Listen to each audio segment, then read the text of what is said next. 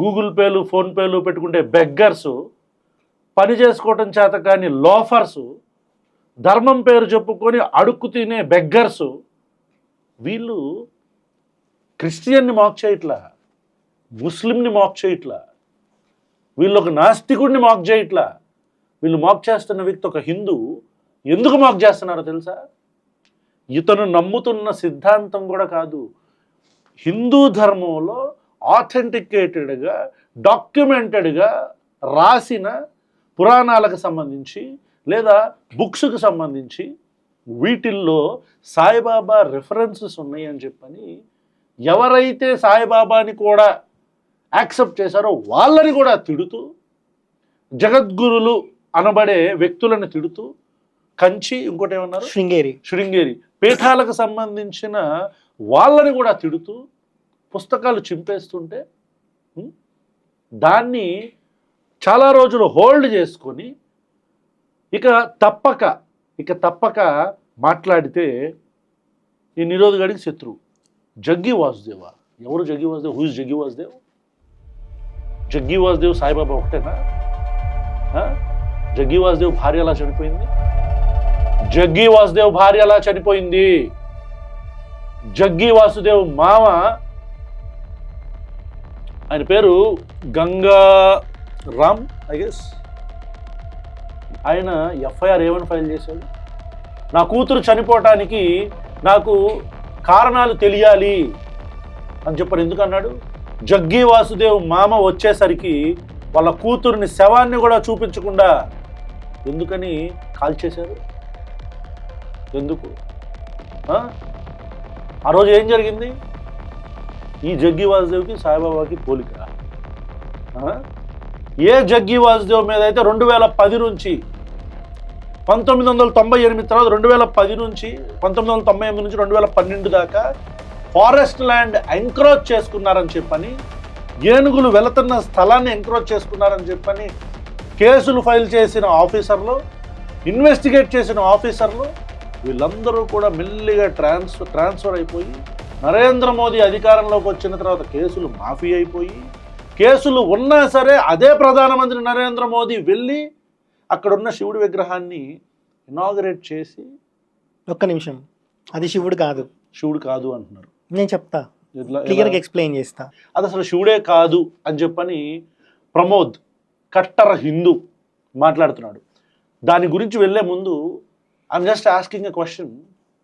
జగ్గి వాసుదేవ్ని వ్యతిరేకిస్తే ఏది సూడో సైన్స్ని ఇష్టం వచ్చినట్టు మెలికలు తిప్పి మాట్లాడేసి మెర్కురీ తినొచ్చు, యశోదకిను కృష్ణుడికి ఎలాంటి సంబంధం ఉండేదని పిచ్చి మాటలు, వల్గర్ మాటలు మాట్లాడినోడి గురించి, భార్య ఎలా చనిపోయింది, భార్యని నా కూతుర్ని చంపాడు అని చెప్పని సొంత మామ కంప్లైంట్ చేస్తే ఆ విషయాల గురించి చాలామంది డిఫర్ అవుతారు. హిందువుల్లో చాలామంది డిఫర్ అవుతారు. జగ్గి వాసుదేవ్ని ఇష్టపడకపోతే హిందువు కదా, క్రిస్టియనా? లోఫర్ నా కొడక అని తిట్టాలనున్నా ఇలాంటి ప్లేస్లో తిట్టలేను. ఏం చేస్తాం? శివుడు ఎందుకని కాదంటున్నావు? శివుడు కాదంటున్నావు. అయితే ఇప్పుడు చూద్దాం. శివుడికి Chandravanka first point. Chandravanka right side ఉంటది. ఈ ఆదియోగి అనేది ఏదైతే క్రియేట్ చేశాడో అది లెఫ్ట్ సైడ్ ఉంటది. ఇది శాస్త్ర విరుద్ధం. ప్రతి దానికి ఒక ఎక్స్ప్లెనేషన్ ఉంది ఎందుకు ఇక్కడే ఉంటుంది అని.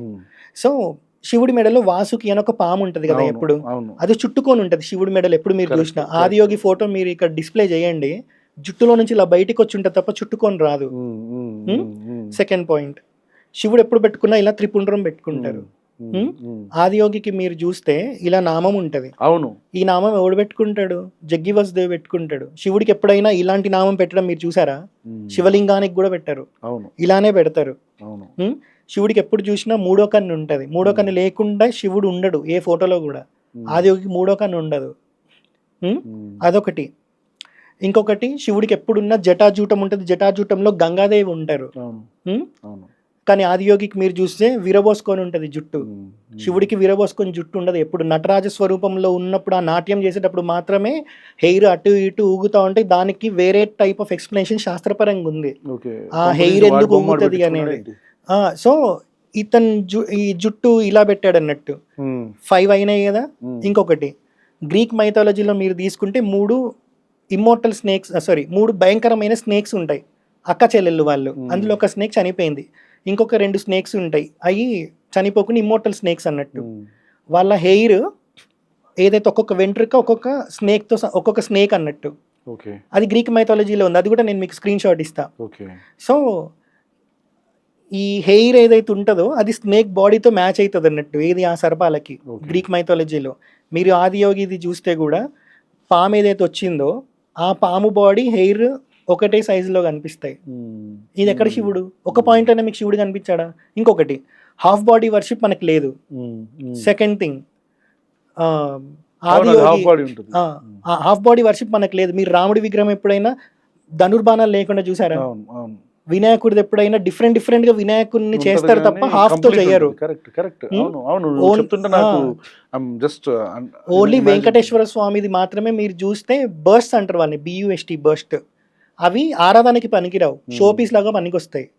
యాక్చువల్ అవి లేవు, కానీ జనాలకు నచ్చి ఇంట్లో పెట్టుకుంటున్నారు తప్ప దానికి పూజ చేయడం కానీ దానికి బొట్లు పెట్టడం కానీ చెయ్యరు మీరు చూస్తే కూడా. ఎందుకు అనంటే అది ఆరాధనకి పనికిరాదు ఆకారం లేనప్పుడు. సో శివుడు, ఇంకొకటి శివుడికి ఎప్పుడైనా విగ్రహారాధన ఉందా? లింగారాధననే ఉంటది. కరెక్ట్, లింగారాధన ఉంటుంది. లింగానికి అభిషేకం చేస్తారు, అది రుద్రాభిషేకం కావచ్చు, పాలాభిషేకం కావచ్చు, ఏదైనా. అందుకే ఎందుకు అని అంటే లింగం మీద వేసిన ప్రతిదీ జారిపోతుంది. లైఫ్ లో ఏది శాశ్వతం కాదు అని చెప్పే స్వరూపం శివస్వరూపం, అందుకే దానికి అభిషేకం. శివుడికి విగ్రహాలు ఉండవు, ఆదియోగికి విగ్రహం ఉంది, అది హాఫ్ ఉంది, అది శాస్త్ర విరుద్ధం. నాకు తెలిసిన ఇప్పుడు మా టీంలో ఉండే శివైట్స్ కూడా వాళ్ళు కూడా they hate that concept of Adiyogi and Isha. ఇప్పుడు శివుడి చేతిలో త్రిశూలం ఉంటది, శివుడు ఇట్లా ఆకారంలో ఉన్నప్పుడు చేతిలో త్రిశూలం ఉంటది, కానీ పక్కన ఎక్కడో నించోబెట్టాడు శివుడు. కానీ లింగ స్వరూపంలో మీరు తీసుకుంటే పక్కనే త్రిశూలం పెట్టడానికి ఒకటి పెడతారు వాళ్ళు, స్టాండ్ లాంటిది. లింగ స్వరూపం. ఆదియోగికి హ్యాండే ఉండదు, త్రిశూలం ఎందుకు? ఇదొకటి. ఇంకొకటి మీరు తీసుకుంటే ఆదియోగి అనే పదం శివుడి సహస్రనామాల్లో కానీ నాకు తెలిసి ఎక్కడ లేదు. అవునా? లేదు. ఆది గురు అవతారం ఉంది. శివుడు యోగ జ్ఞానం అంటే ఈ జగ్గివస్ది వీళ్ళందరూ వచ్చాక యోగా అంటే యోగ జ్ఞానం అంటే మోక్షానికి కావాల్సిన జ్ఞానం ఏదైతే ఉంటుందో అది యోగ జ్ఞానం. ఈ కూర్చొని ఆసనాలు వేసే యోగా కాదు. ఇప్పుడు యోగా డే ఏదైతే సెలబ్రేట్ చేస్తున్నారో అది ఆసనాలు వేసే యోగా అని చేశారు దాన్ని. సనాతన ధర్మంలో మనం పుట్టింది మోక్షం పొందడానికి, కాబట్టి ఏ యోగ జ్ఞానంతో మోక్షం పొందాలో ఆ యోగ జ్ఞానం ఇచ్చింది ఆది గురువైన దత్తాత్రేయ స్వామి. ఆది యోగి ఏడికి వెళ్ళొచ్చాడు ఫస్ట్. ఇంకొకటి, దత్తాత్రేయ స్వామికి 16 అవతారాలు ఉంటాయి, అందులో ఒక అవతారం పేరు ఆదిగురు అవతారం. ఈ ఆదిగురు అవతారమే అలర్కుడు అనే అతనికి యోగ జ్ఞానం ఇచ్చింది. ఇది ఎప్పుడో చాలా పాతది. ఎప్పుడు చదివావు రాజా నువ్వు? ఇగో ఇక చదవాల్సి వస్తుంది రిప్లై ఇవ్వాలంటే. ఇగో ఇట్లాంటి వాళ్ళ గురించి ఎక్స్పోజ్ చేయాలి అని అంటే మరి ఆథెంటిక్ ఇన్ఫర్మేషన్ తీయాలి కదా. ఇప్పుడు నేను చెప్పింది మార్కండేయ పురాణంలో ఉంది, నేను అది కూడా పంపిస్తా. ఆది గురువు అంటే దానికి మీనింగ్ ఏంటి అని. సో ఆది యోగి కాన్సెప్టే లేదు. Some respect for you for having that knowledge in your ధర్మ. మీ మతానికి గురించి అంత నాలెడ్జ్ మీరు యాక్చువల్లీ ఇట్లాగే కదా హిందువులు ఉండాల్సింది. మన ధర్మంలో ఎవరైనా తప్పు చేస్తుంటే, మన మతంలో ఎవరైనా తప్పు చేస్తుంటే ఇది తప్పు కదా అని ప్రశ్నించాలి కదా. చెప్పాడు రా జగ్గివాసుదేవ్ అని చెప్పని చప్పట్లు కొడతామా? కాదు కదా, క్వశ్చన్ చేయాలి కదా, ప్రశ్నించాలి కదా. తప్పు ఎవడన్నా చేసి తప్పు అని చెప్పాలి కదా. అది శివుడు కాదురా బాబు అని చెప్పని విత్ ప్రూఫ్స్ మాట్లాడుతున్నాడు కదా, ఫ్యాక్ట్స్ మాట్లాడుతున్నాడు కదా. అతనికి తెలిసింది మాట్లాడట్లేదు కదా, ఉన్నదే మాట్లాడుతున్నాడు కదా. వేదాల్లోనో పురాణాల్లోనో రాసుకున్నదే మాట్లాడుతున్నాడు కదా. అతను హిందూ కాదంటారేంటి? మైండ్ దుబ్బిందా? సో ఇప్పుడు లింగ భైరవి తీసుకుందాం. ఇందాక నేను చెప్పా, శివుడికి ఎప్పుడైనా పూజ చేసేది శివలింగానికే. శివలింగానికి యోని పీఠం ఉంటుంది, యోని భాగం కింద, పైన శివలింగం ఉంటుంది. యోని పీఠం ఈ యోని పీఠమే శక్తి స్థానం శివుడికి. ఇది లేకపోతే లింగం ఆరాధనకి పనికిరాదు. సో ఇప్పుడు లింగ భైరవి అని పేరు పెట్టిండు, 3 అమ్మవార్ల స్వరూపం అని చెప్పిండు. దానికి శాస్త్ర ప్రమాణం లేదు. ఎందుకు అని అంటే ఇప్పుడు ఆమె లింగ రూపంలోనే ఉందనుకుందాం, కింద యోని భాగం లేదు. మరి లింగానికి శక్తి ఎడికెళ్ళి వస్తుంది ఆమె లింగభైరవి అయినప్పుడు? వీళ్ళు ఇచ్చిన రిఫరెన్స్ ఏంటి తెలుసా? వామన పురాణం నుంచి రిఫరెన్స్ ఇచ్చారు. వామన పురాణంలో శివుడు సరస్వతి నదిని పూజించినప్పుడు లింగ స్వరూపంగానే చేశారు. పార్వతీ అమ్మవారు కూడా ఒక క్షేత్రంలో లింగ స్వరూపంగానే ఉంది అంటే, లింగ స్వరూపంలో ఉంది అంటే యోని భాగం ఉంది అక్కడ. సరస్వతి నదికి శివుడు ఎందుకు లింగ స్వరూపంలో పూజించారు అని అంటే, శివలింగానికి అరూప రూపి అని అంటాం. అంటే రూపం ఉండి రూపం లేనిది. ఇప్పుడు ఒక ఆకారం ఉంది రాముడికి, దాన్ని మీరు వర్ణిస్తారు టో నుంచి హెడ్ వరకు అంగాంగం వర్ణించవచ్చు. లింగానికి ఏమని వర్ణిస్తారు? చూడడానికి రూపం ఉంది, వర్ణించడానికి మాటలు లేవు, కాబట్టి అది అరూప రూపి.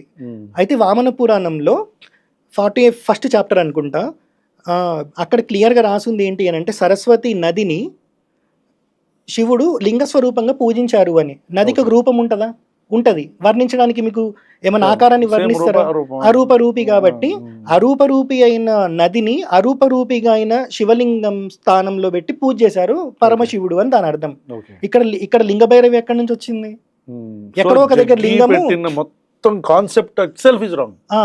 ఎక్కడో ఒక దగ్గర లింగం అని కనిపించింది, దానికి ఎక్కడో ఒక దగ్గర భైరవి అని కనిపించిన లింక్ చేసేసి ఇది ఇక్కడ ఉంది అక్కడ ఉంది అని వీళ్ళు దెబ్బ కొట్టుకోవడమే. అయితే దీనికన్నా ముందుకెళ్తే 46th చాప్టర్లో పార్వతీ అమ్మవారు కూడా లింగ స్వరూపంలో ఉన్నారని ఉంది. అక్కడ యోనిపీఠం ఉంటది.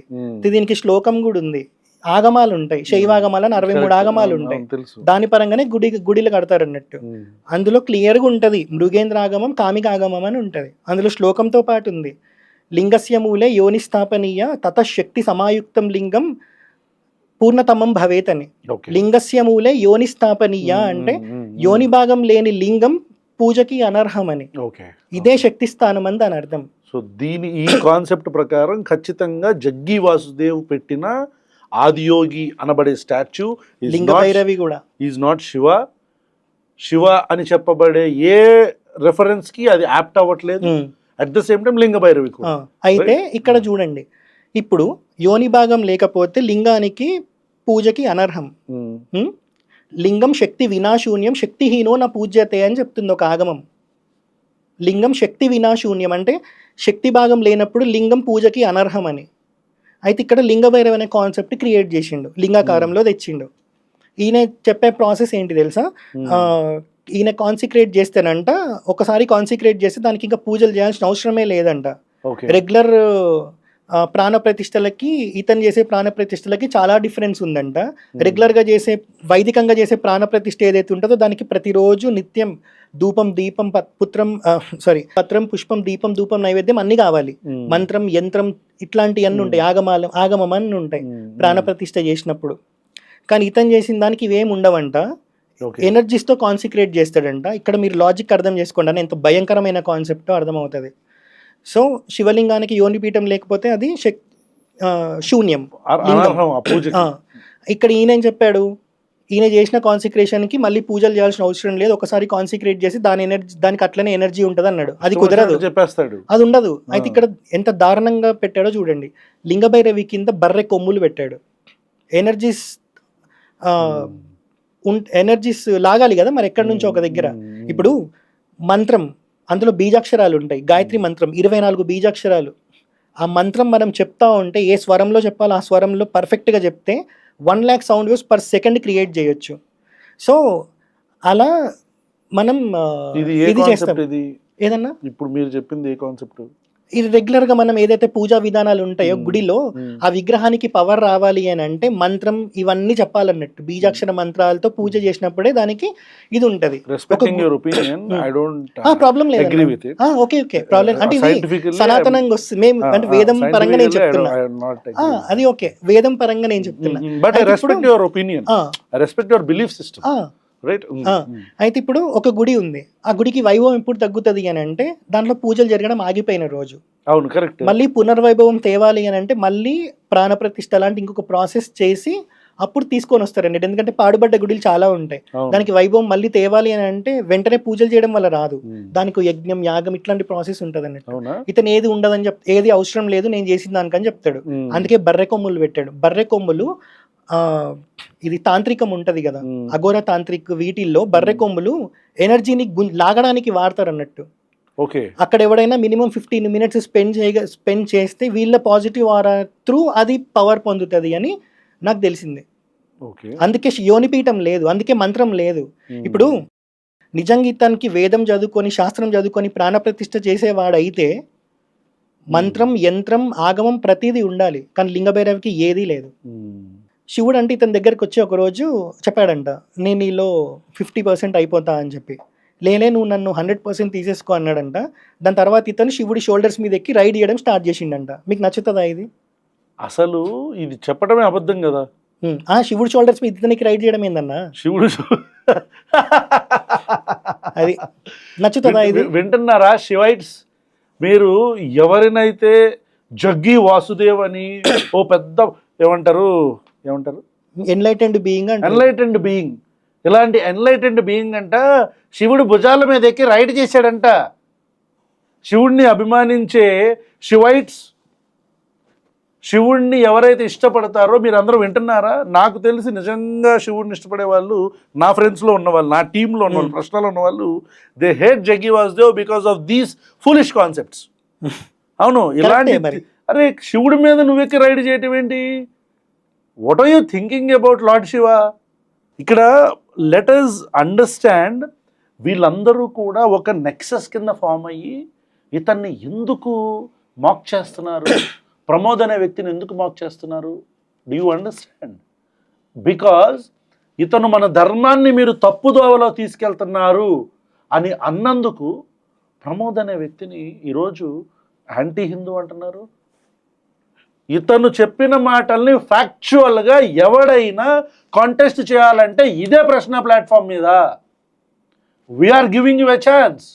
ఈ మొత్తం నెక్సస్లో ఉన్న ఎవడైనా సరే మీరు వచ్చి ఇతను చెప్తుంది ప్రామాణికం కాదు అని చెప్పండి. Give us the evidence, then ask him a question. అంతేగాని ఈ దొంగ ఎఫ్ఐఆర్లు పెట్టించి దొంగ కేసులు పెట్టించి ఆడపిల్లలను ఉపయోగించుకొని ఎంత పెద్ద ఎకోసిస్టమ్ నడుపుతున్నారా మీరా? ఇంకొకటి, ఈ ఎవడైతే జీపే పెట్టుకొని ఫోన్పేలు పెట్టుకొని సనాతన ధర్మాన్ని భుజాన మోస్తున్నామని చెప్తున్నాడో, ఈషా మీద మాట్లాడాలంటే ఉచ్చబడుతుంది నా కొడుకులకి. ఎందుకంటే ఇట్లనే నన్ను టార్గెట్ చేసినట్టే వాళ్ళ బతుకులను కూడా టార్గెట్ చేస్తారని చెప్పి. అయితే ఈ కొడుకులని నిజంగా వాళ్ళకి జీలో దమ్ము ఉంటే నేను ఒకటి చదువుతా, దాన్ని క్వశ్చన్ చేయమని చెప్పండి. అవునా? వీళ్ళకి నిజంగా ధర్మం మీద అంత ఇంట్రెస్ట్ ఉంటే వినాయక చవితి రోజు వినాయక వ్రతకల్పం అంటే వినాయకుడు ఎలా పుట్టాడు చదివేటప్పుడు ఈషా గురించి మాట్లాడడానికి భయపడుతున్నారు. ఈషా అంటే చాలా రెస్పెక్ట్ ఉంది ఈ కొడుకులకి. ఇది చదువుతారేమో చెప్పండి, నేను చదువుతా చూడండి. గణేశుడు ఎలా పుట్టాడు, ఎలా రాసుకున్నాడు తెలుసా? ఎవరు ఇది రాసింది? ఎవరు? ఈషా, జగ్గి వాసుదేవ్. ఇది మనం వేద్దాం, పెడతా. గణేశుడు ఎలా పుట్టాడు అనేది. శివుడు ఒక రకంగా తిరుగుబోతు స్వభావం ఉన్న భర్త. అతను ఎప్పుడు తన ఇష్టానుసారం ఏళ్ల తరబడి ఎటో వెళ్ళిపోతూ ఉండేవాడు. ఆ రోజుల్లో సెల్ ఫోన్లు ఈమెయిల్ ఉండేవి కాదు కదా. మరి అతను అలా వెళ్ళిపోయినప్పుడు పార్వతి అమ్మవారు కాదు, దేవి కాదు, ఆమె చాలా ఒంటరితనానికి లోనయ్యేది. అంతేకాకుండా శివుడు మానవ మాతృడు గాక యక్షస్వరూపుడు అయినందున పార్వతికి సంతానం కలిగే అవకాశమే లేకపోయింది అని అన్నాడు. ఈ బూతులు చదివినందుకు ఇది ఎందుకు పెట్టుకుంటున్నా అంటే అరచేతిలో గంగాదేవి ఉంటది, మన చెవులు శుద్ధమవుతాయి అని చెప్తారు అన్నట్టు. శివుడు ఇది చదువుతారా? ఫస్ట్ లైన్ ఏంటి? శివుడు ఏం? శివుడు ఒక రకంగా తిరుగుబోతు స్వభావంగా అలవాడంట. తిరుగుబోతు అంటే ఏంటో మరి వాడి దృష్టిలో. ఇది జగ్గి రాసినట్టుందా? ఈషా వెబ్సైట్ ది. ఓకే. అయితే ఇది చదువుతారా? హిందుత్వ ఇన్ఫ్లుయెన్సర్లు ఎవడైతే మాట్లాడలేక భయపడుతున్నారో, ఇది వినాయక వ్రతకల్పం చేస్తూ అంటే వినాయకుడి విగ్రహం ఇంట్లో తెచ్చుకొని వినాయక చవితి రోజు చదువుతారా ఇట్లాంటి బూతులు? ఇంకోటి ఇక్కడ ఏం రాశాడు, ఆ రోజుల్లో సెల్ ఫోన్లు ఈమెయిల్ ఉండేవి కాదు కదా. మరి అందుకే అలా వెళ్ళిపోయినప్పుడు పార్వతి అసలు శివుడితో సంప్రదించలేకపోయేది అంట. శరీరంలో అర్థ భాగం ఇచ్చాడు పార్వతీదేవికి కదా. అలాంటిది ఆయన ఎక్కడుండో మీకు తెలియదా? సెల్ ఫోన్లు లేవంట. అయ్యప్ప స్వామి పుట్టాలి అని అంటే, మహిషి సంహారం జరగాలి అని అంటే ఈమె భర్త అందానికి లొంగడు కాబట్టి ఈమె అందాన్నంతా విష్ణుమూర్తికి ఇచ్చి మోహిని అవతారం ఎత్తేటట్టు చేసి భర్త వీర్యం స్ఖలనమై అయ్యప్ప స్వామి పుట్టేటట్టు చేసిన ఆవిడకి సెల్ ఫోన్ ఈమెయిల్ కావాలా? అంటే అసలు ఫస్ట్ ఒక దేవతల రూపంలో ఉండే వ్యక్తులకి అంటే గాడ్లీ పర్సనాలిటీస్కి అలాంటి స్వరూపాలకి ఫోన్లు అంటే నిజంగా ఒకవేళ ఉంటే అలాంటి స్వరూపాలు ఉంటే వాళ్ళకి ఫోన్లు అవన్నీ అవసరమా? కదా. I'm talking as a normal human being. అవును. ఒక ఏథీస్ట్ గా అవును. రేసిస్ట్ గా పక్కన అవును. పెట్టి దేవుడు దైవ స్వరూపంలో ఉండే వ్యక్తులకి సెల్ ఫోన్లు అవసరమా? రైట్. ఇది అయితే ఇక్కడ ఏం మ్యాజిక్ చేశారు తెలుసా? దీని మీద పోస్టులు పెట్టాం, పెడితే వెంటనే కొన్ని రోజుల తర్వాత చేంజ్ చేసి ఏం రాశారు తెలుసా? ఇది మేము రాలేదన్నారా? ఆహా, వెబ్సైట్ లో చేంజ్ చేసుకున్నారు కొడుకులు. ఏమని రాశారు?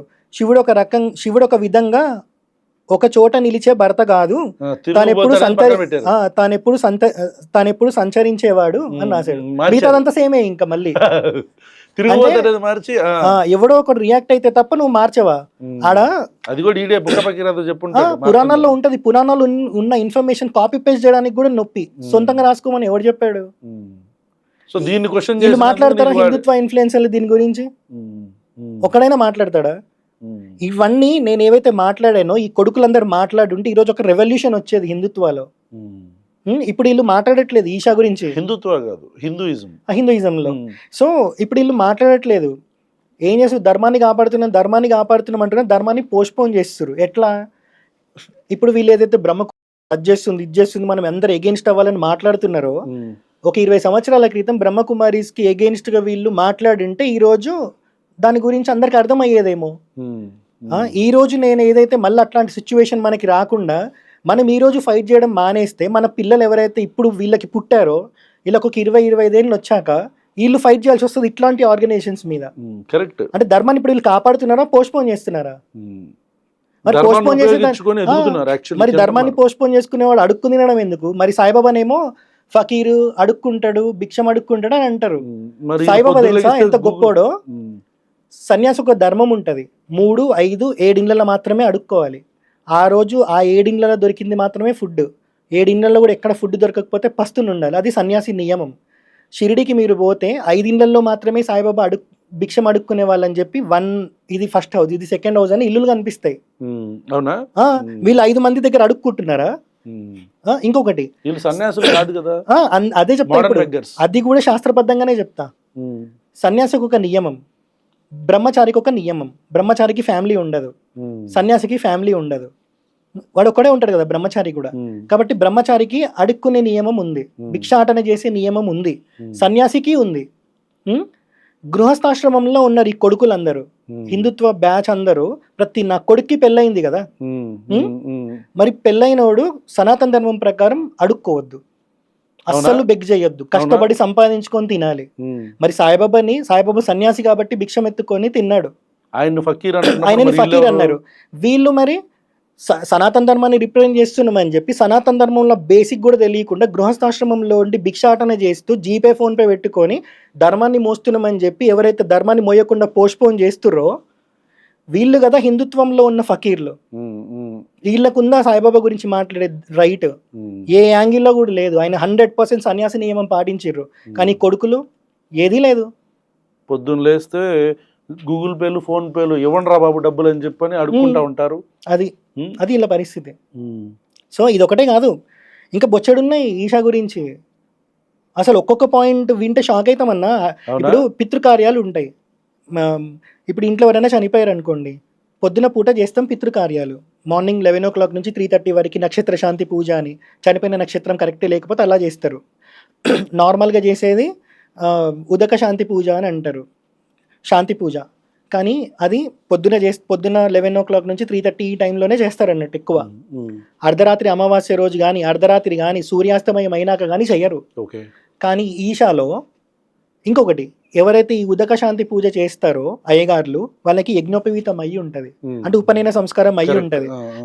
వాళ్ళు మాత్రమే దానికి అర్హత ఆ పూజలు చేయడానికి. కానీ ఈషాలో మీకు ఫోటోలు పంపిస్తే డిస్ప్లే చేయండి.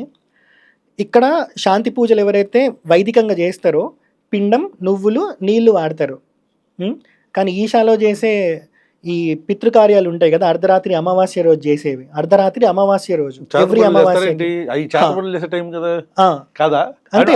అంతే, నాకు కూడా అదే డౌట్. అంతే.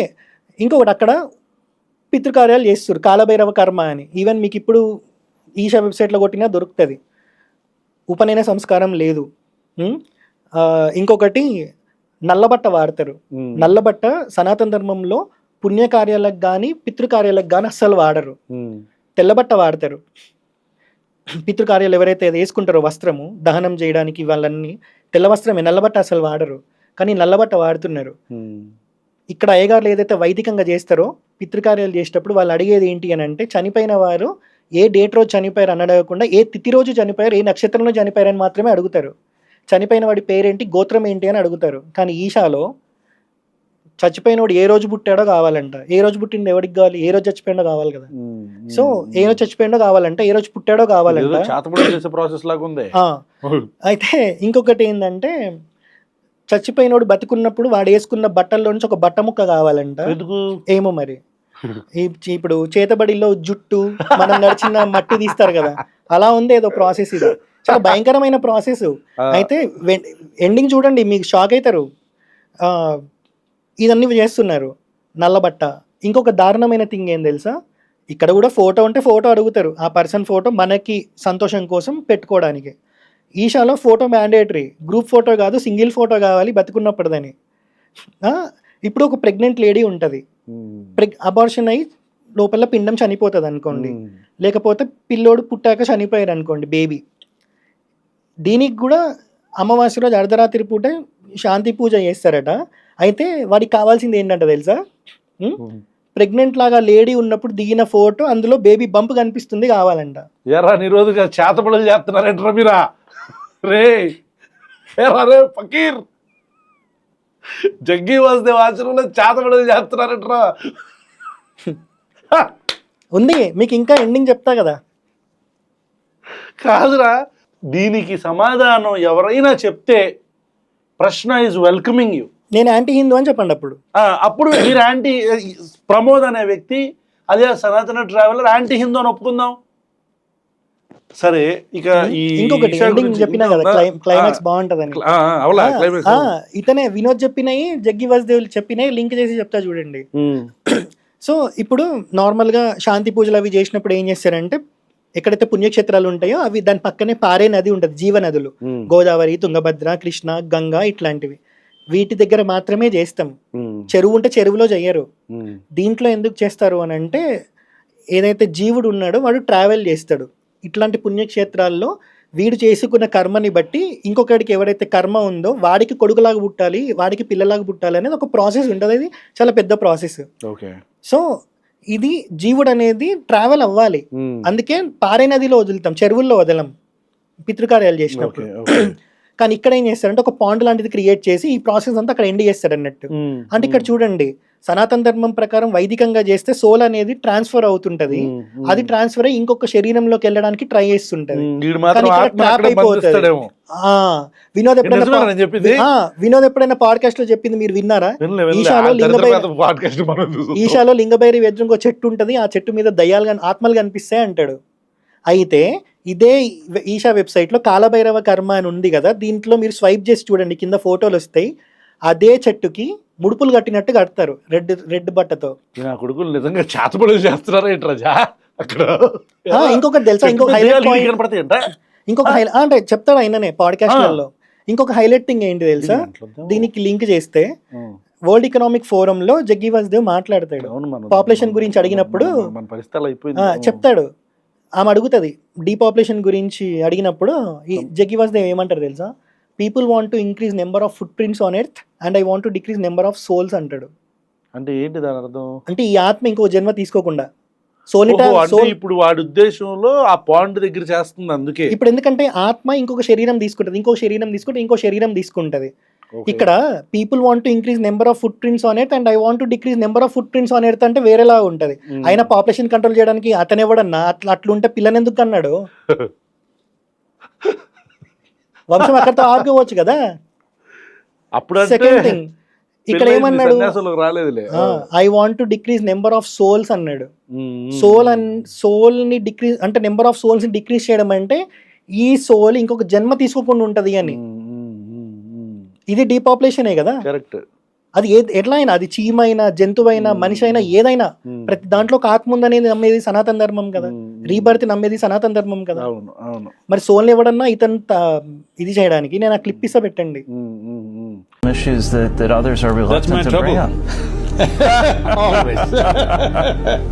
All the religious groups are against me because I'm talking about population. They want more souls. I want less on the planet.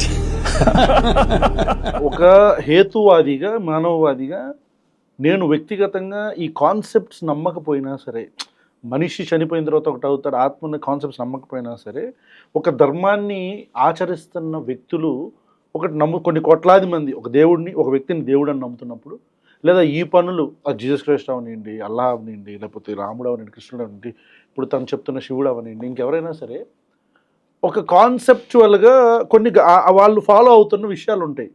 దాన్ని కాదని అదేంటిది ఆ చేతబడులు చేస్తా, ఏంటది ఆత్మలను ఆపేస్తా, ఆత్మలను తగ్గిస్తా అని చెప్పానంటే ఇది శాస్త్ర ప్రకారంగా తప్పు అని చెప్తున్నాడు.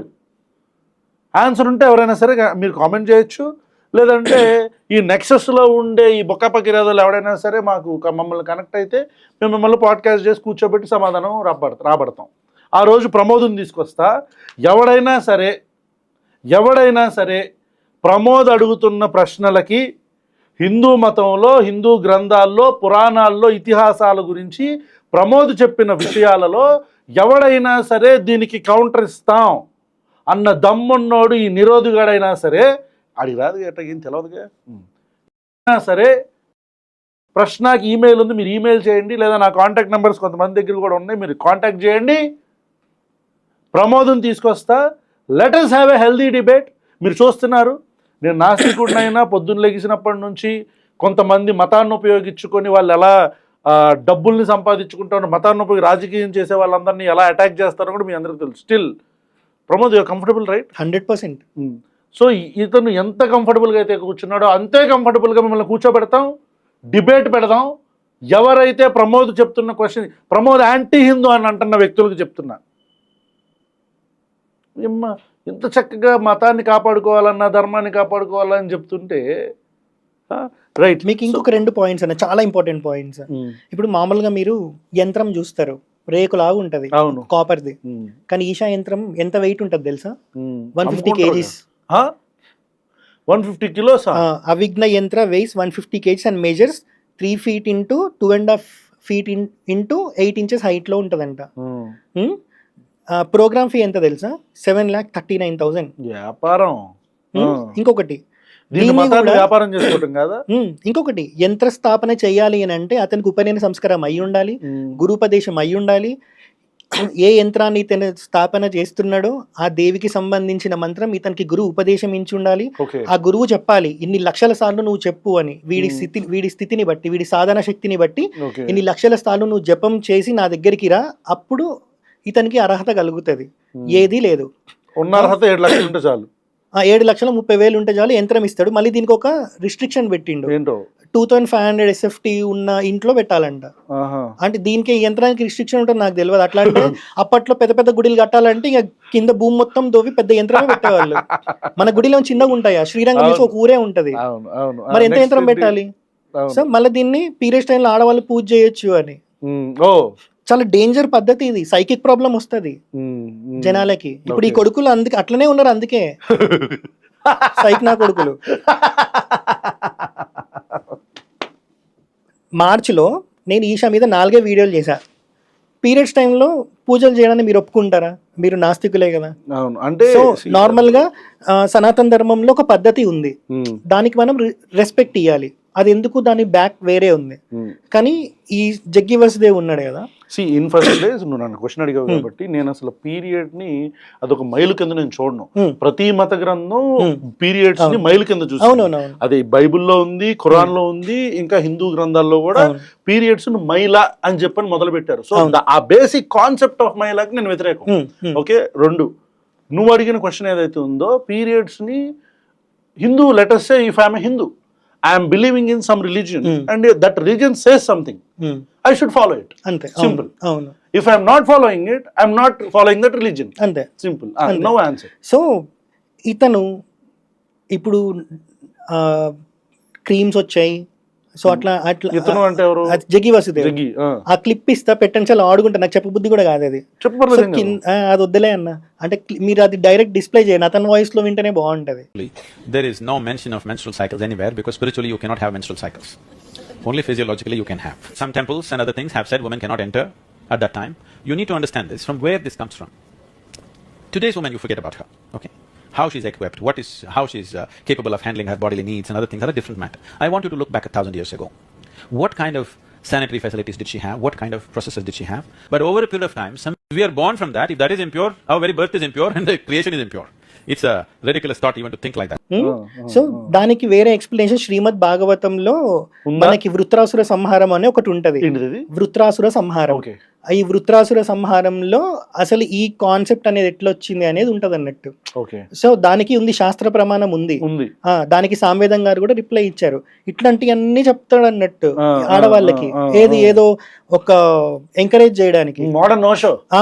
కానీ ఇవన్నీ నువ్వు ఏదైతే అనాదిగా సనాతనంగా వస్తుందో భారతదేశంలో దీనికి వ్యతిరేకంగా ఉన్నప్పుడు నువ్వు దాన్ని ఎట్లా చెప్తావు?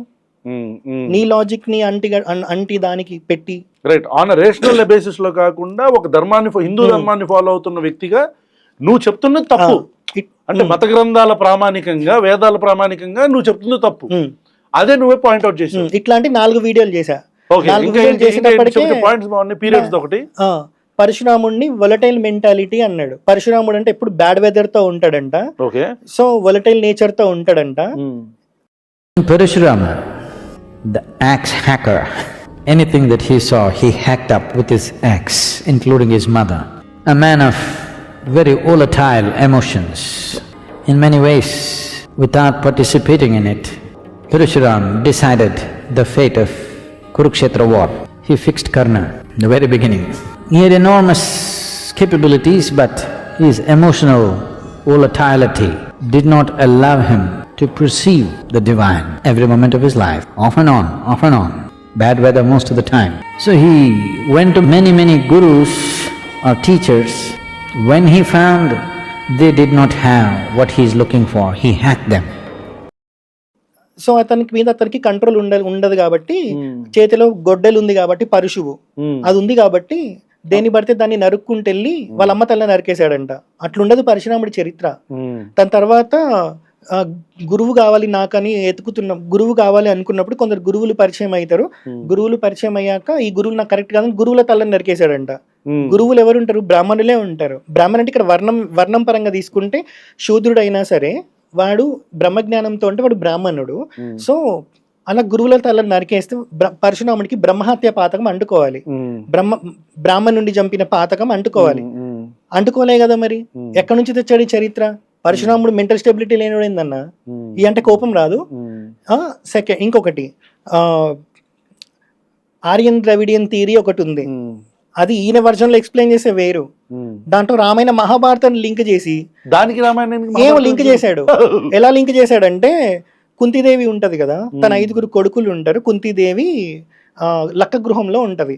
ఆ లక్క గృహంని తగలబెట్టేస్తారు అన్నట్టు. ఎవరు అంటే ఇది ఒక ప్రణాళిక వెనక వీళ్ళని పాండవులను చంపడానికని కౌరవులు వేసిన ఒక స్కెచ్. అయితే దాని ఎక్స్ప్లెనేషన్ వేరే ఉంటది. వీళ్ళు ఏం చేస్తారు, ఒక స్పైని అమ్మాయిని పెడతారు అన్నట్టు. ఒక తల్లి 5 పిల్లల్ని. ఒక రోజు వీళ్ళు ఫుల్ గా తాగి ఎంజాయ్ చేసి ఉంటారు. ఆ రోజు వీళ్ళని చంపాలని కూడా వాళ్ళు అనుకుంటారు అన్నట్టు. సో ఇక్కడ ఎవరైతే కుంతిదేవి ఉందో ఆమెకి ఈ లక్క గృహాన్ని తగలబెట్టడానికి సంబంధమే లేదు. అది ధర్మరాజు ఈయనకి చెప్తాడు భీముడికి. సో వీళ్ళు కాపాడుకోవడానికి ఎట్లాగో వీళ్ళు 5 మంది వచ్చిర్రు. ఎవరు? ఒక తల్లి 5 కొడుకులు. వీళ్ళని చంపడానికే వచ్చిర్రు. సో మనం చంపడానికి ఎవరైనా వస్తే మనం వాళ్ళని చంపడానికి తప్పలేదు కదా. కాబట్టి ఈ భీముడు మంట పెట్టేస్తాడు అన్నట్టు. వీళ్ళు తప్పించుకుంటారు. వీళ్ళు తాగిన మత్తులు అందులోనే ఉండిపోతారు. అయితే ఈయన ఎట్లా చెప్పాడు తెలుసా? వాళ్ళు తక్కువ జాతి వాళ్ళు, వీళ్ళు క్షత్రియులు కాబట్టి ఆ కాలంలో తక్కువ జాతి వాళ్ళని చంపిన వాళ్ళకి పెద్ద ఫీలింగ్స్ ఉండకపోతుండే అని ఆర్యన్ ద్రవిడియన్ థియరీని దీంట్లో లింక్ చేశాడు. ఆర్యన్ ద్రవిడియన్ థియరీ మీరు గూగుల్లో కొట్టినా మీరు విన్నది కాన్సెప్ట్ పరంగా 4000 years బ్యాక్ ఆర్యన్స్ ఇండియాకి వచ్చారని కనిపిస్తుంది. సో దాన్ని అంబేద్కర్ గారు కూడా కొట్టేశారు. సో దానికి ఎక్స్ప్లెనేషన్స్ ఉన్నాయి. నేను కూడా వీడియోస్ లో చెప్పా అది ఎందుకు జరగలేదు అనేది. సో ఇక్కడ గూగుల్లోనేమో 4000 years అని చూపిస్తుంది. జగ్గి వాసుదేవ్ ఏం చేశాడు తెలుసా? తెలివిగా 8500 9000 years బ్యాక్ అని కొత్త కాన్సెప్ట్ పట్టుకొని వచ్చిండు. ఎందుకు తెలుసా? కింద ఉన్న రామసేతు 7,000 years డేటింగ్ చూపిస్తుంది కదా. ఓకే ఓకే సో 4,000 years అంటే రామాయణంని లింక్ చేయలేడు, మహాభారతాన్ని లింక్ చేయలేడు. అవును అవును కాబట్టి 8,500 9,000 years బ్యాక్ ఆర్యన్ ఇన్వేషన్ జరిగింది అని చెప్తే రామాయణ మహాభారతాన్ని లింక్ చేయొచ్చు. లింక్ అయ్యింది. There is a history behind this. The first Aryan invasions happened somewhere between 8,500 to 9,000 years ago. ఇతను గురువు ఏంటి, ఇతను సనాతన ధర్మాన్ని ఎక్కడ రిప్రజెంట్ చేస్తుండు? ఫస్ట్ ఆఫ్ ఆల్ ఇవి 4 వీడియోలు చేసినందుకు ఆర్యన్ ద్రవిడియన్ థియరీ మీద నాకు డిఫరెంట్ అండర్స్టాండింగ్ ఉంది. అయితే ఇక్కడ actual Jaggi Vasudev not only this, science ను ఉపయోగించుకొని మెర్కురీ గురించి పిచ్చి మాట్లాడుతూ బుల్షిట్ మాట్లాడుతూ ఉంటాడు. ఓకే, సో అతను ఫాలోవర్ ఈడు కాబట్టి ఈడు పిచ్చోడు కాబట్టి నిరోధగాడు వాడు కూడా వాడు ఇష్టం వచ్చినట్టు మాట్లాడతాడు. సో అయితే నేను దాని మీద వీడియో చేశా, రామాయణ మహాభారతాన్ని ఎలా లింక్ చేస్తున్నాడు, దానికి దీనికి అసలు సంబంధమే లేదు, గూగుల్ ఒకటి చూపి సీనియర్ డేట్ కొత్తది మార్చి చెప్తున్నాడని. ఇలా 4 వీడియోలు పడేటప్పటికి ఒక్కొక్క దానికి 2 లక్షలు 3 లక్షలు అట్లా వెళ్ళిపోయినాయి వ్యూస్, దాన్ని వెళ్ళిపోయినాయి.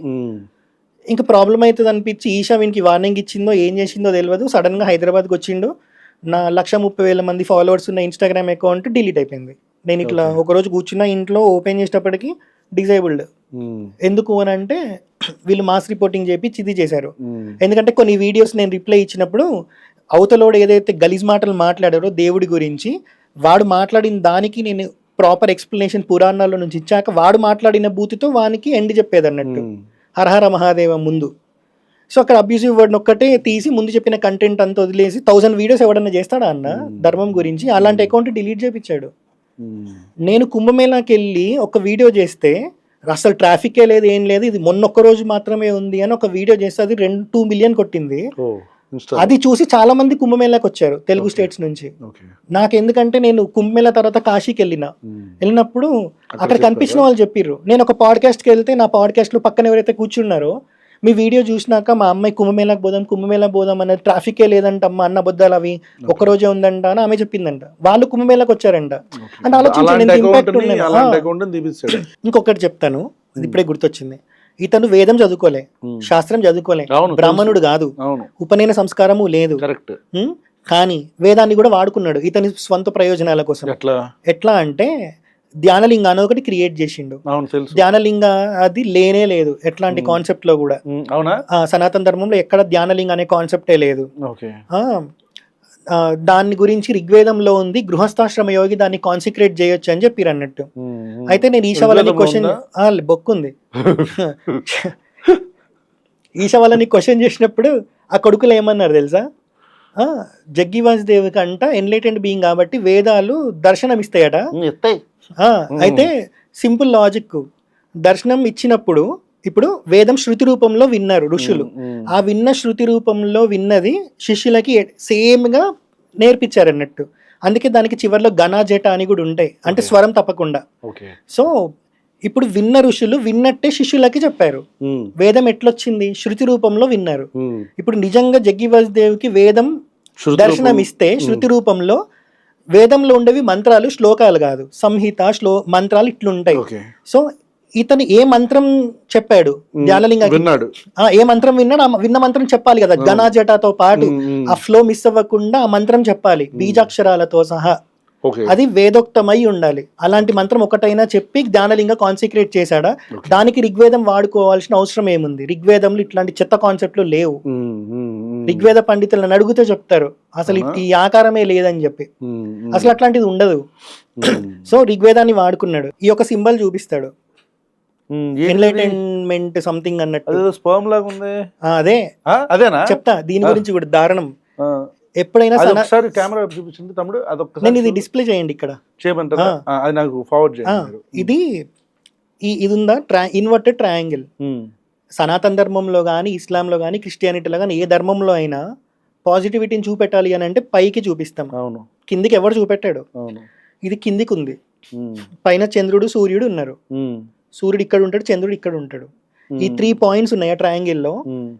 ఈ 3 పాయింట్స్ 3 గుణాలకి సంకేతం అన్నట్టు. సాత్వికం, తామసికం, రాజసం, రజోగుణం, తమోగుణం, సత్వగుణం. ఇవి అప్పర్ ట్రయాంగిల్ ఉండాలి. ఎవడైనా పుట్టినప్పుడు కోరికలతోనే ఉంటాడు కదా, వాడిలో తమోగుణం ఉన్నట్టు, రజోగుణం ఉన్నట్టు. ఇట్లా ఉంటది కదా ట్రయాంగిల్. తమోగుణం, రజోగుణం, సత్వగుణం, ఈ రెండిటి నువ్వు అతిక్రమించిపోయిన వాడు సత్వగుణంలో ఉంటాడు. అధిగమించిపోయిన. సో ఇది మన ఎండింగ్ పాయింట్. ఇది కూడా అతిక్రమించిపోయిన వాడు ఈ డాట్ లో ఉంటాడు, అది శూన్యం, అది అద్వైత స్థితి.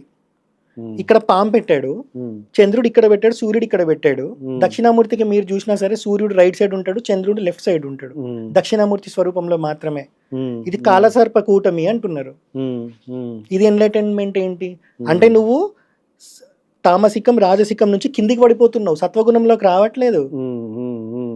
సో టెక్నికల్లీ ఇది రాంగ్. ఇట్లా చాలా ఉన్నాయన్న, ఎవరికైనా చెప్తున్నా కదా, ఎవరికైనా 100% అన్న, ఎవరికైనా దమ్ము ఉంటే వచ్చి మాట్లాడమని చెప్పండి. ప్రతిదీ శాస్త్రబద్ధంగా చెప్తా నేను. అవునా? 100%. So this is an open call to any Hindu who is opposing Pramod's stance on Hinduism. Pramod అనే వ్యక్తి యొక్క స్టాన్స్ ని హిందూయిజం మీద కావచ్చు, జగ్గి వాసుదేవ్ మీద కావచ్చు, ఈషా ఫౌండేషన్ మీద కావచ్చు, లేకపోతే వీళ్ళు చెప్తున్న ప్రాసెస్ ప్రకారం సాయిబాబా అనే వ్యక్తిని మీరు ఎందుకు దేవుడిగా యాక్సెప్ట్ చేయరు అనే పాయింట్ తను క్వశ్చన్ చేస్తున్న పాయింట్స్ అయితే ఉన్నాయో వాటి మీద ఎవడైనా సరే డిబేట్కి వస్తే we're offering you a platform. If you have guts ఉంటే వచ్చి మాట్లాడదురు కానీ. రైట్, నేను మీ గురించి చెప్పి మిమ్మల్ని బూతులు తిట్టించుకోవడం నాకు అసలు ఇష్టం లేదు అని డిలీట్ కొట్టా.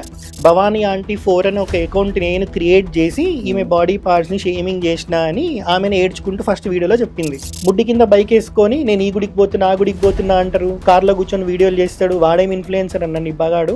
ఇతని దగ్గర ఒక ఎక్సెల్ షీట్ ఉంటుందంట, అందులో ఏ యూట్యూబ్ ఛానల్కి ఏ పాస్వర్డ్ అని ఉంటుంది. సో ఇందులో నుంచి రాత్రి పూట కూర్చొని ఇతనే కామెంట్లు పెట్టుకునేవాడు. సో నీకు వాడికి రిఫ్ట్ అట్లా మొదలైంది. ఎవరి స్థాయి ఎవరితో కంపేర్ చేస్తున్నావు? మండదు. నీ ఫోన్ నేను నా ఫోన్ నేనే పగలగొట్టుకున్నా, ఐఫోన్. నాకు శివుడు అంటే ఇష్టం. అలాంటి ఒక శివుడి గురించి చాగంటి చెప్పే మాటలు వింటే గూస్ పింపుల్స్ వస్తాయి, గూస్ బంప్స్ వస్తాయి. Like no I'm serious, goose bumps వస్తాయి. చాగంటి చెప్తున్న దానికి ఒక చిన్న బీజియం అట్లా ఆయనలాగా ఎవరు ఎలివేషన్